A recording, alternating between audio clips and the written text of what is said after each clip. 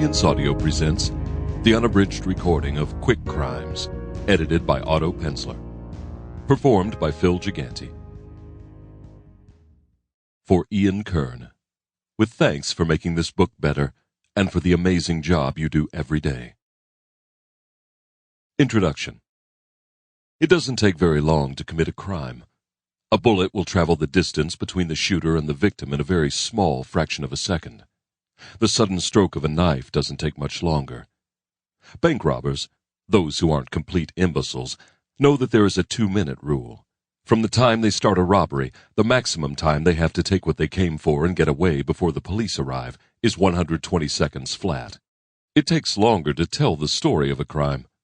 Mystery novels generally run about 300 pages, though many are much longer, and quite a few are noticeably less than that. The good ones are complex.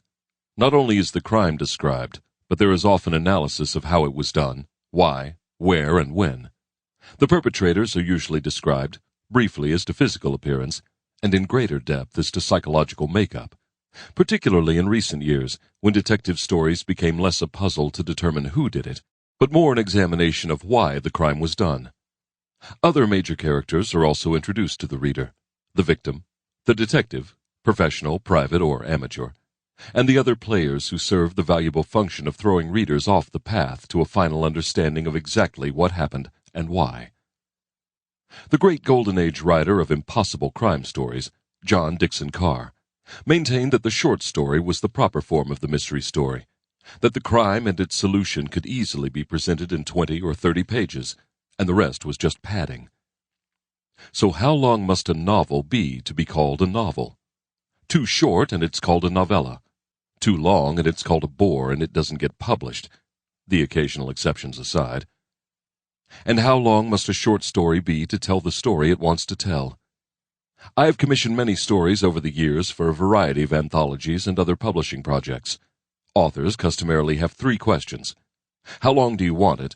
When do you want it? And how much are you paying? The answers to the latter 2 questions have various answers, but to the first I usually suggest a normal length of 20 to 30 pages.